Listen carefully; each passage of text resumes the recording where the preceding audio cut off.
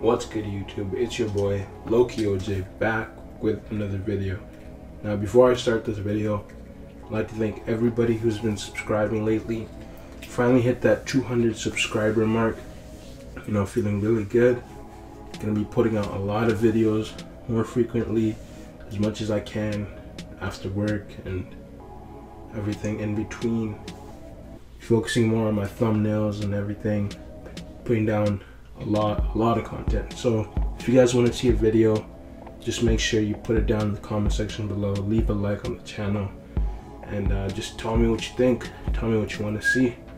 So without further ado, just to get onto the video, I thought I would do a rebuild of the 2020 Charlotte Hornets, because one of our subscribers here, Core Hunt, wanted me to do it. So you didn't really quite reply on whether you wanted me to do a rebuild of the Hornets with Kemba on it or the new one, but of course I just assumed that you meant the new one.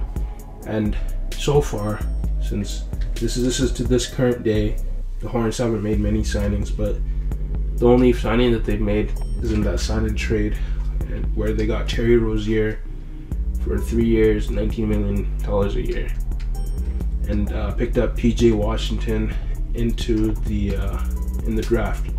Now this is gonna be a pretty hard rebuild to do realistically, because realistically this is a pretty terrible team.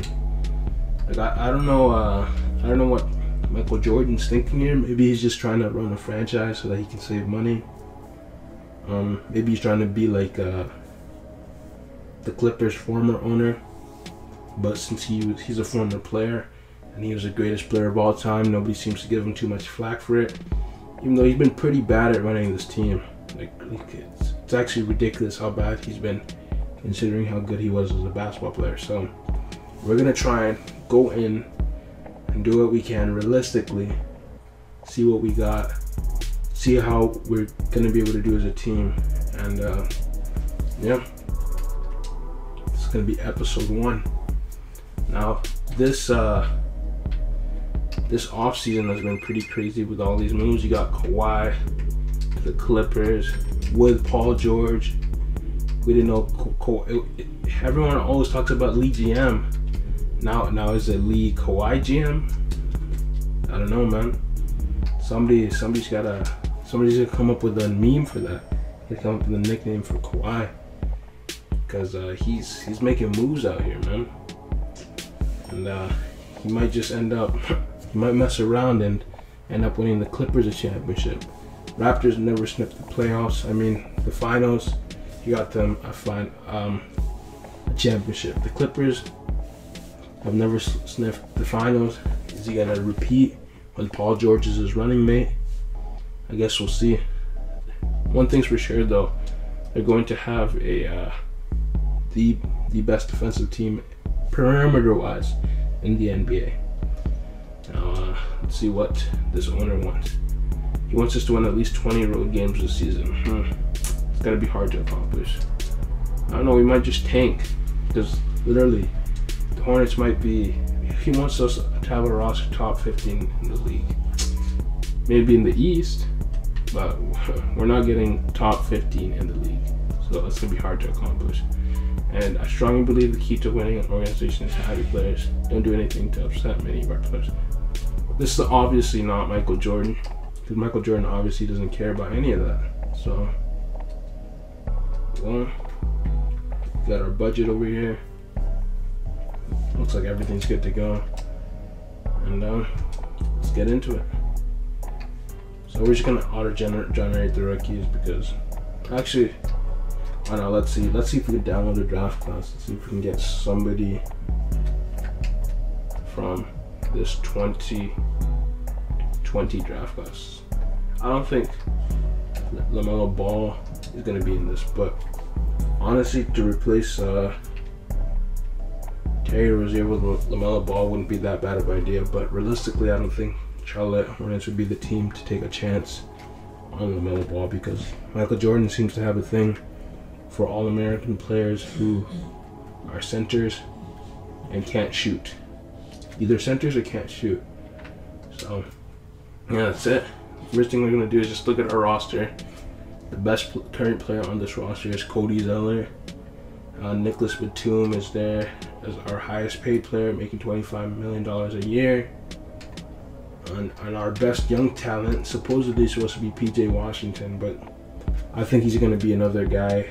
Maybe if he was drafted into a team that needed him for a playoff run to be able to do something, but honestly, I don't think he's gonna help this team out a lot. Mikal Bridges and Malik Monk are two young prospects who can develop to become pretty good players. They're both 21 years old, so we'll probably focus the team around them, and we'll try and give this Terry Rozier thing a run, since he is still only 25 years old, but still.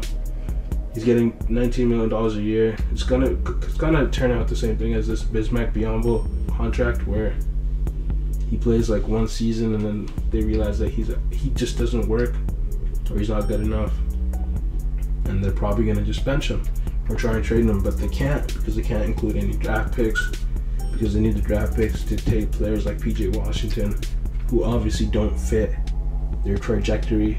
They should have taken a risk at the pick that they took PJ Washington at. But I guess we're gonna have to see. We also got Cody Martin on the team, who's already 26 years old. Is not gonna grow, not really gonna do anything. And Devonte Graham. I actually like Devonte Graham. Devonte Graham reminds me a little bit of Eric Bledsoe when he was on the Clippers, playing behind Chris Paul. But obviously 2K doesn't think that, and he's already 24 years old. And they only have him as a 69 overall. Watch out, next year Devonte Graham might end up taking a starting job from Terry Rozier. Because honestly, he, as a point guard, he's a better point guard than Terry Rozier. But yeah, guys, this is the team right now that we have. We gotta start looking at teams that need him. If we look at the scouting intel right now, of course we're in rebuilding mode. The Jazz are buying, so we might be able to give him like a player. We might be able to give him like maybe Willie Hernangomez and get some picks from them to have, so that they can have somebody backing up Rudy Gobert, so they have extreme depth since they lost Derek Favors. But we'll see how it goes.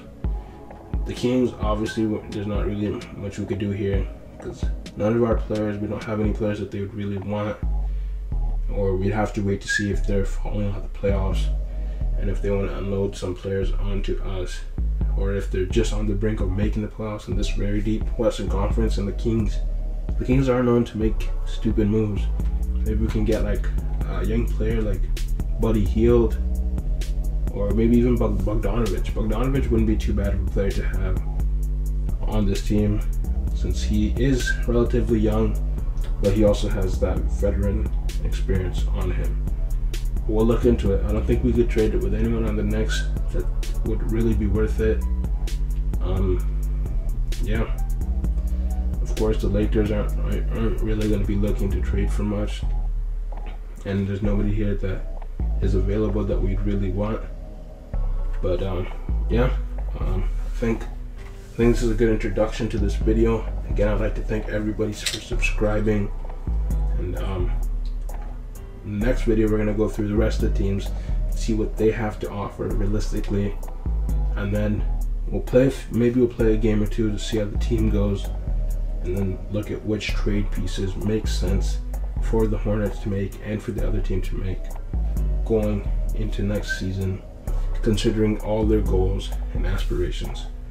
And also, you guys comment down below on who you think is gonna win the finals next year, and how you think of a 34-year-old LeBron James who can't play defense anymore starting off at point guard. Yeah, that's it for today. Thank you guys for the subscribers. Make sure if you like the video to comment down below, hit that like button, subscribe if you're new. I'll see you guys in the next video.